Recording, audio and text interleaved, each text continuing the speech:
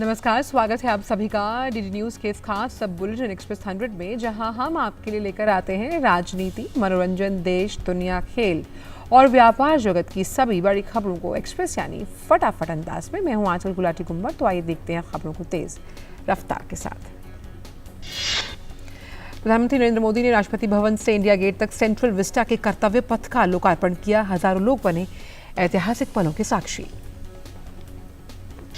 प्रधानमंत्री ने इस मौके पर उपस्थित जन समूह को किया संबोधित। कहा, कर्तव्य पथ के रूप में नए इतिहास का हुआ सृजन। पीएम ने कहा, आजादी के इस अमृतकाल में गुलामी की एक और पहचान से मुक्ति के लिए देशवासियों को बधाई।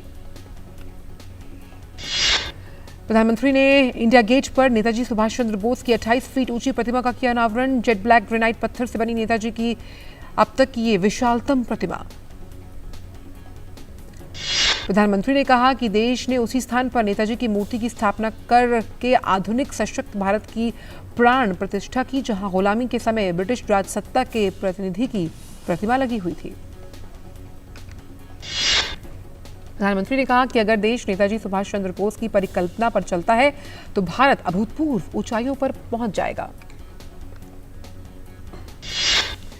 इस मौके पर प्रधानमंत्री ने श्रमजीवियों से भी बातचीत की। करीब 40 से 50 शिल्पकारों ने दिन रात मेहनत कर नेताजी की इस प्रतिमा को बनाने का काम किया पूरा। प्रधानमंत्री ने नई दिल्ली में नई सेंट्रल विस्टा एवेन्यू पर एक प्रदर्शनी का भी अवलोकन किया। इस मौके पर कई वरिष्ठ अधिकारी रहे उपस्थित। प्रधानमंत्री ने कहा, देश अंग्रेजों के जमाने से चले आ रहे सैकड़ों कानूनों को बदल चुका है। राष्ट्रीय शिक्षा नीति के जरिए अब विदेशी भाषा की मजबूरी से भी देश के युवाओं को किया जा रहा है आजाद। इस अवसर पर केंद्रीय मंत्री हरदीप सिंह पुरी ने कहा, कर्तव्य पथ देश की राजधानी का दिल। कहा, यह अवसर औपनिवेशिक मानसिकता के हर निशान को दूर करने का है अनुरूप।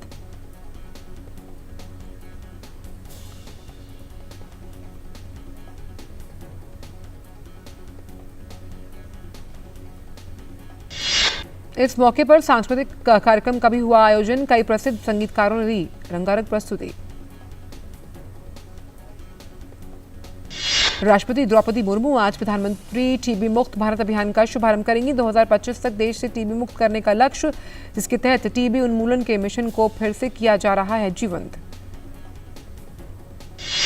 इस अवसर पर राष्ट्रपति निक्षय मित्र पोर्टल का भी शुभारंभ करेंगी। निक्षय मित्र पोर्टल टीबी रोगियों के उपचार से विभिन्न प्रकार की सहायता प्रदान करता है। प्रधानमंत्री नरेंद्र मोदी ने मार्च 2018 में दिल्ली एंड टीबी शिखर सम्मेलन में 2030 तक के लिए निर्धारित एसडीजी लक्ष्य से 5 साल पहले देश में टीबी को समाप्त करने का किया था आह्वान। केंद्रीय स्वास्थ्य और परिवार कल्याण मंत्री डॉक्टर मनसुख मांडविया की उपस्थिति में शुरू किया जाएगा प्रधानमंत्री टीबी मुक्त भारत अभियान। ऑनलाइन कार्यक्रम में राज्य और जिला स्वास्थ्य प्रशासन, कॉरपोरेट, उद्योग, नागरिक समाज और एनजीओ के प्रतिनिधि भाग लेंगे। प्रधानमंत्री टीबी मुक्त भारत अभियान के तहत सभी सामुदायिक हितधारकों को एक साथ लाकर टीबी के उपचार में लोगों की सहायता करेगा। केंद्रीय गृह मंत्री अमित शाह ने आज सुबह नई दिल्ली स्थित मेजर ध्यानचंद नेशनल स्टेडियम से fit India freedom motor ride को हरी झंडी दिखाकर किया रवाना। इस मोटर राइड में 75 बाइकर्स भाग ले रहे हैं, जो देश भर में अलग अलग प्रमुख स्थानों पर पहुंचेंगे। कार्यक्रम में युवा मामलों और खेल राज्य मंत्री निशित प्रमाणिक भी मौजूद रहे। केंद्रीय वाणिज्य एवं उद्योग मंत्री पीयूष गोयल आज लॉस एंजलिस से भारत प्रशांत आर्थिक फोरम मंत्रालयी बैठक में भाग लेंगे। केंद्रीय आवास और शहरी मामलों के मंत्री हरदीप सिंह पुरी आज नई दिल्ली स्थित विज्ञान भवन में जल सुरक्षा के लिए सिटी स्टार्टअप पार्टनरशिप समिट का करेंगे शुभारंभ। कोयला और खान मंत्रालय आज हैदराबाद में 2 दिवसीय राष्ट्रीय खान मंत्रियों के सम्मेलन का करेगा आयोजन। सम्मेलन में केंद्रीय कोयला, खान और संसदीय कार्य मंत्री प्रहलाद जोशी, राज्य मंत्री राव साहब पाटिल, दानवे समेत विभिन्न राज्यों के मंत्री और तमाम वरिष्ठ अधिकारी रहेंगे मौजूद।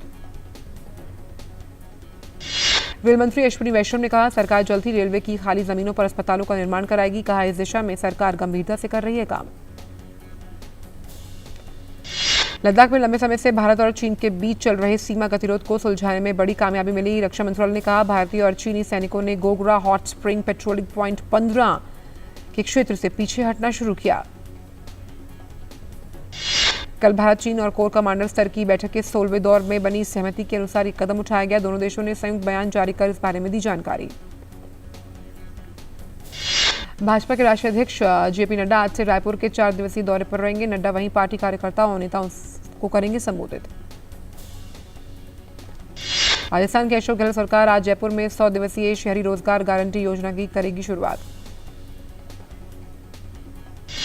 मेघालय विधानसभा का शरतकालीन सत्र आज से शुरू। सत्र के दौरान कई विधायी कार्यों को और अहम मुद्दों पर की जाएगी चर्चा। दिल्ली मेट्रो आज से इंडिया गेट और सेंट्रल विस्टा जाने वाले लोगों के लिए बस सेवा करेगी शुरू। बिल्किस बानो रेप केस में उम्र कैद की सजा पाए दोषियों की रिहाई को चुनौती देने वाली याचिकाओं पर सुप्रीम कोर्ट आज करेगा सुनवाई। जस्टिस अजय रस्तोगी और जस्टिस बी नागरत्ना की पीठ करेगी मामले की सुनवाई। सुप्रीम कोर्ट केरल के पत्रकार सिद्दीकी कप्पन द्वारा दायर जमानत याचिका पर करेगा सुनवाई। कप्पन गैर कानूनी गतिविधि रोकथाम अधिनियम के तहत आरोपी और 2 साल के लिए जेल में समय बिता चुके हैं। श्रीलंका द्वारा गिरफ्तार भारतीय मछुआरों की रिहाई के लिए श्रीलंकाई सरकार के साथ बातचीत करने के लिए केंद्र को निर्देश देने वाली याचिका पर आज सर्वोच्च न्यायालय में होगी सुनवाई। झारखंड उच्च न्यायालय national university for study and research in law के महिला छात्रावास में सुरक्षा मुद्दों से जुड़े मामले में आज होगी सुनवाई। तेलंगाना में कल शाम कई स्थानों पर तेज वर्षा होने के वजह से सामान्य जनजीवन हुआ अस्त। कुछ क्षेत्रों में निचले इलाकों में पानी भरा। हैदराबाद में यातायात प्रभावित। संगारेड्डी जिले के मुनिपल्ली में सबसे अधिक 8.8 सेंटीमीटर वर्षा दर्ज की गई। मौसम विभाग के अधिकारियों ने बताया तेलंगाना में दक्षिण पश्चिम मानसून है सक्रिय। तेलंगाना के 8 जिलों में 60% से अधिक जबकि 24 जिलों में 20 से 59% से अधिक वर्षा दर्ज की गई। मौसम विभाग के अनुसार अगले कुछ दिन वर्षा जारी रहने की संभावना। 10 दिन से चल रहे गणेश उत्सव का समापन आज। महाराष्ट्र समेत कई राज्यों में गणेश मूर्तियों के विसर्जन के लिए खास इंतजाम। मुंबई और उसके आसपास के इलाकों में आज गणपति विसर्जन को लेकर सुरक्षा व्यवस्था कड़ी की गई। राष्ट्रीय कोविड रोधी टीकाकरण अभियान तेज गति से जारी। देश भर में अब तक दी जा चुकी कोविड वैक्सीन की करोड़ों खुराकें। टीकाकरण अभियान के 601वें दिन शाम 7 बजे तक देश भर में 214 करोड़ से भी अधिक टीकों की खुराक दी गई। और फिलहाल वक्त एक छोटे से ब्रेक का। ब्रेक के बाद सभी का स्वागत। रुक करते हैं अन्य खबरों का एक्सप्रेस अंदाज में। टीकाकरण अभियान के 601वें दिन देश भर में लगभग 22 लाख से अधिक लोगों को लगाई गई कोविड वैक्सीन। सरकार ने उसना चावल को छोड़कर गैर बासमती चावल पर 20% का निर्यात शुल्क लगा दिया। चालू खरीफ सत्र में धान फसल का रकबा काफी घट गया। ऐसे में घरेलू आपूर्ति बढ़ाने के लिए सरकार ने कदम उठाया। आरबीआई के कार्यकारी निदेशक अजय चौधरी ने कहा कि वित्तीय नवोन्मेष में जिम्मेदारी की जरूरत और नई टेक्नोलॉजीज को आंख मूंद कर नहीं अपनाना चाहिए। एनसीएलटी के मैक्स स्टार मार्केटिंग के खिलाफ दिवाला प्रक्रिया शुरू करने के लिए एनसीएलटी के आदेश को निरस्त कर दिया गया। इस साल भारत में यूएस मिशन ने अब तक रिकॉर्ड 82,000 छात्रों को वीजा जारी किए हैं। ये पिछले किसी भी वर्ष की तुलना में काफी अधिक। इसके साथ ही भारतीय छात्रों को किसी भी अन्य देश की तुलना में अधिक अमेरिकी छात्र वीजा प्राप्त हुए। धारवाड़ जिला उपभोक्ता शिकायत निवारण मंच ने एसबीआई की शाखा पर एक कन्नड़ अंक को ठीक से पहचानने में विफल रहने पर चेक को अस्वीकार करने के लिए 85,000 से अधिक रुपए का जुर्माना लगाया। आरबीआई के deputy governor M Rajeshwar Rao ने कहा कि हाल ही में जारी किए गए डिजिटल ऋण के नियम नियामक मध्यस्थता को खत्म करने और ग्राहकों की सुरक्षा के लिए ये तैयार किए गए हैं।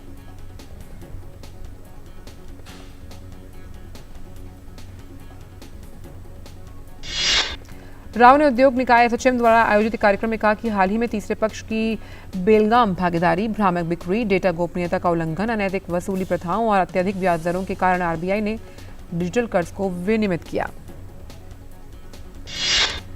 केंद्रीय कृषि एवं किसान कल्याण मंत्री नरेंद्र सिंह तोमर ने सार्वजनिक निजी भागीदारी पर परियोजना प्रबंधन इकाई का शुभारंभ किया। इस अवसर पर उन्होंने कृषि क्षेत्र को मजबूत बनाने पर जोर दिया।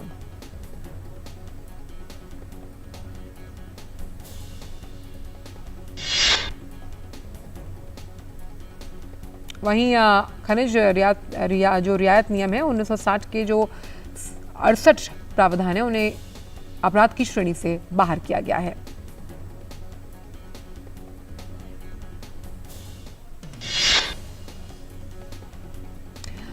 और वहीं अतिरिक्त या कम रॉयल्टी के समायोजन के लिए एक प्रावधान जोड़ा गया है। इसके अलावा सरकार को किराया रॉयल्टी शुल्क अदा करने में विलंब या फिर अन्य बकाया पर लगने वाले जुर्माने की जो ब्याज दर है उसे 24% से घटाकर 12% कर दिया गया। झारखंड में इस साल आधा दर्जन कोल ब्लॉक में उत्पादन शुरू जाने की उम्मीद। इससे प्रत्यक्ष और अप्रत्यक्ष तौर पर 1 से 1.25 लाख लोगों को रोजगार मिल गया। भारत में जल्द ही त्योहारी सीजन में प्रवेश करने की स्थिति में, ऐसे में त्योहार के महीने में जो ऑनलाइन बिक्री है उसके करीबन 11 अरब डॉलर के पहुंचने तक उम्मीद, जो पिछले साल की अगर तुलना की जाए तो उससे 28% ज्यादा है। महंगाई पर काबू पाने की कवायद के तहत यूरोपीय केंद्रीय बैंक ब्याज दर बढ़ाने की तैयारी कर रहा है। इससे पहले फेडरल रिजर्व भी बढ़ोतरी कर चुका है दरों में। इस कदम से मंदी गहराने की आशंका। वित्त मंत्री निर्मला सीतारमण ने Indian council for research on international economic relations द्वारा आयोजित भारत में महंगाई पर काबू से संबंधित सम्मेलन में शिरकत की।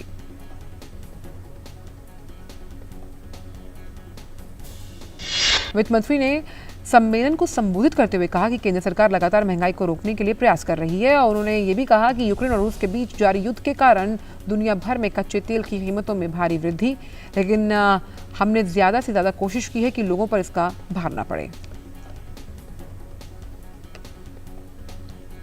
भारतीय रेलवे भारत के आर्थिक विकास को गति देने और बुनियादी ढांचे में परिवर्तन के साथ माल ढुलाई और यात्री ट्रेनों के परिचालन को आगे बढ़ाने की तरफ अग्रसर। भारतीय रेल ने दिशा में दीर्घकालिक नीति तैयार की, जो ग्राहक सेवाओं के विस्तार, रेलवे का डिजिटलीकरण और एयरपोर्ट की तरह रेलवे स्टेशन का विकास, 100% तक रेलवे का जो इलेक्ट्रिफिकेशन है वो इसमें शामिल है। पीएचडी की तरफ से आयोजित 9वें रेल कन्वेंशन में वर्चुअली बोलते हुए रेल राज्य मंत्री राव साहब पाटिल ने ये कहा कि वंदे भारत ट्रेन का निर्माण भारत में हो रहा है, ये हमारी सफलता है। साथ ही उन्होंने देश में ट्रेन की गति को बढ़ाने की बात कही।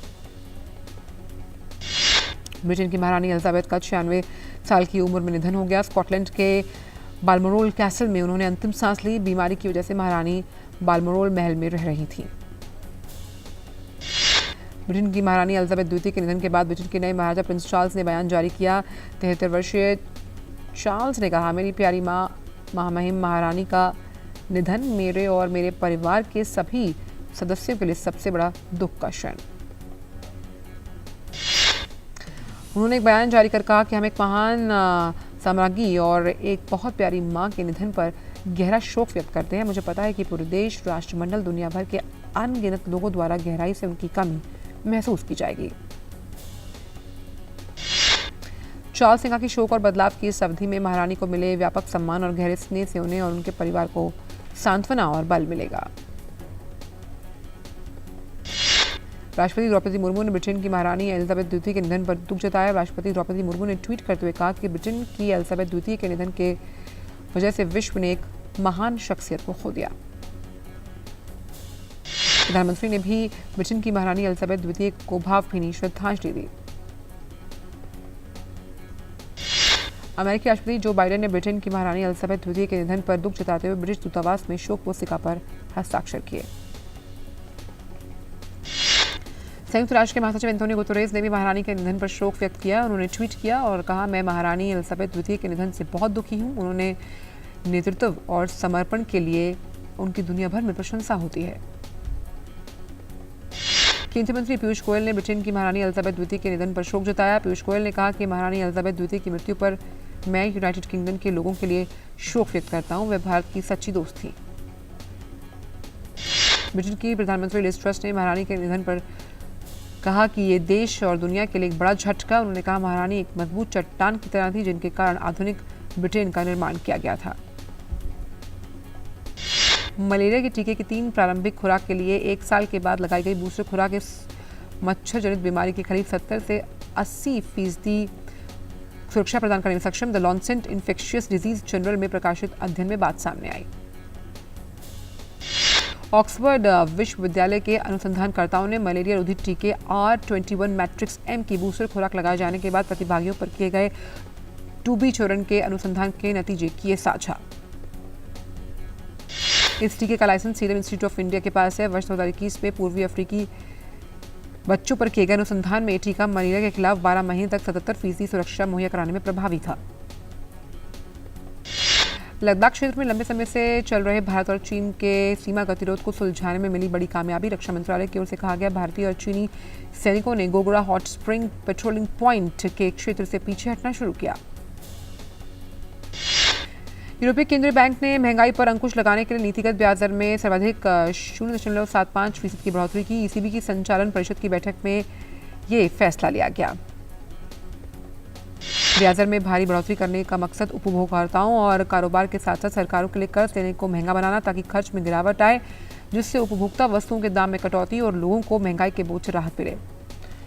ईसीबी के सख्त कदम को केंद्रीय बैंक ने विश्वसनीयता बहाल करने वाला बताया है। अमेरिकी उपराष्ट्रपति कमला हैरिस 27 सितंबर को पूर्व प्रधानमंत्री शिंजो आबे की राजकीय अंत्येष्टि में शामिल होने के लिए जापान जाने वाले राष्ट्रपति प्रतिनिधिमंडल का नेतृत्व करेंगी, जहां विश्व नेताओं और शाही परिवारों को मौजूद रहने की उम्मीद है। पाकिस्तान के एक तिहाई हिस्से के डूबने की विनाशकारी तबाही के बीच इस साल जून में शुरू हुई भारी मानसूनी बारिश के कारण देश भर में अचानक बादल फटने लगे। बाढ़ आने की घटनाओं पर WHO ने बाढ़ से तबाह पाकिस्तान में मानवीय स्थिति को लेकर गंभीर चेतावनी दी। UNDP ने चेतावनी दी कि कई संकटों के कारण 10 में से 9 देश मानव विकास में पिछड़े हुए। मानव विकास की रिपोर्ट के अनुसार दुनिया संकट की ओर बढ़ रही है, उसके साथ अग्निशमक के चक्र में फंसी हुई है और आने वाली जो परेशानियां हैं उनसे निपटने में असमर्थ है। यूएई में चल रही एशिया कप में गुरुवार को भारत ने सुपर 4 के मुकाबले में अफगानिस्तान को 101 रन से हराया। पहले बल्लेबाजी करते हुए भारत ने अफगानिस्तान के सामने 213 रन का लक्ष्य रखा था, जबकि जवाब में अफगानिस्तान की टीम 111 रन ही बना पाई। टीम इंडिया ने रनों के लिहाज से अफगानिस्तान पर सबसे बड़ी जीत हासिल की, वहीं कुल मिलाकर ये उसकी दूसरी बड़ी जीत है। वक्त एक ब्रेक का। पेड़ लगाओ, पानी बचाओ, जनसंख्या को जनबाढ़ न बनाओ। IME Sahibabad, Ghaziabad, NCR 27 years of excellence in higher education offers Radhika scholarship up to 50% of college fees. An enchanting landscape, a myriad of adventures, an insight into spirituality, a glimpse of history. Experience the diversity. Ladakh Tourism. Discover yourself. और आइए रुक करते हैं अन्य खबरों का express अंदाज में। भारत की ओर से विराट कोहली ने शानदार शतकीय पारी खेली। कोहली 61 गेंद पर 122 रन बनाकर नाबाद रहे। ये T20 अंतर्राष्ट्रीय में कोहली का पहला शतक रहा, वहीं अंतर्राष्ट्रीय क्रिकेट में उनका 71वां शतक। भारत के लिए भुवनेश्वर कुमार ने खतरनाक गेंदबाजी करते हुए 4 ओवर 4 रन देकर 5 विकेट लिए। भारत के star javelin thrower Neeraj Chopra का शानदार प्रदर्शन जारी। नीरज चोपड़ा ने 88.44 मीटर के थ्रो के साथ डायमंड लीग फाइनल जीत लिया। नीरज खिताब जीतने वाले पहले भारतीय एथलीट। नीरज ने इससे पहले साल 2017 और 2018 में फाइनल के लिए क्वालिफाई किया था। डायमंड लीग फाइनल में चेक गणराज्य के जैकब वॉडलेज ने 96.94 मीटर के थ्रो के साथ दूसरे और जर्मनी के जूलियन वेबर ने तीसरे नंबर का तमगा हासिल किया। अमेरिका में चल रहे साल के अंतिम ग्रैंड स्लैम US ओपन में ट्यूनीशिया की खिलाड़ी ऑन ज़ेब्यूर ने महिला एकल के फाइनल में बनाई जगह। देर रात खेले गए सेमीफाइनल में ज़ेब्यूर ने 17वीं वरीयता प्राप्त फ्रांस की कैरोलिन गार्सिया को 6-1, 6-3 से हराया। शीर्ष वरीयता प्राप्त इगा स्वांतेक ने एरिना सबलेंका को हराकर US ओपन के महिला एकल फाइनल में प्रवेश किया। खेले के दूसरे सेमीफाइनल में इगा स्वांतेक ने बेलारूसी खिलाड़ी एरिना सबलेंका को 3-6, 6-1, 6-4 से हराकर फाइनल में जगह बनाई। बॉलीवुड अभिनेत्री काजोल की आगामी digital debut series the good wife के भारतीय रूपांतरण का पहला लुक जारी, जिसका शीर्षक द गुड वाइफ प्यार कानून धोखा है, जिसमें अभिनेत्री वकील की भूमिका में। 20th सेंचुरी स्टूडियोज ने अवतार द वे ऑफ वाटर का एक नया पोस्ट अपने इंस्टाग्राम हैंडल पर जारी किया। इस पोस्टर को जारी करते हुए उन्होंने दर्शकों को याद दिलाया कि इस फिल्म को रिलीज होने के अब सिर्फ 100 दिन रह गए। मेकर्स ने लिखा, अवतार द वे ऑफ वाटर 100 दिनों में रिलीज होने वाली है। सैफ अली खान और ऋतिक रोशन की आगामी फिल्म विक्रम वेधा का ट्रेलर जारी किया गया। फिल्म थैंक गॉड की रिलीज का फैंस लंबे समय से इंतजार कर रहे हैं। वहीं सिद्धार्थ मल्होत्रा, रकुलप्रीत सिंह और अजय देवगन इस फिल्म में नजर आने वाले हैं। अजय देवगन और सिद्धार्थ मल्होत्रा ने फिल्म से अपना फर्स्ट लुक पोस्टर शेयर किया। फिल्म मेकर हंसल मेहता की अपकमिंग वेब सीरीज लुटेरे का ट्रीजर रिलीज। इस सीरीज को जय मेहता ने डायरेक्ट किया है, जो कि डिज्नी प्लस हॉटस्टार पर रिलीज होगा। संगीत समारोह जोधपुर RIFF 2 साल के अंतराल के बाद वापसी कर रहा है। ये 6 से 10 अक्टूबर तक शहर के मेहरानगढ़ किले में आयोजित किया जा रहा है।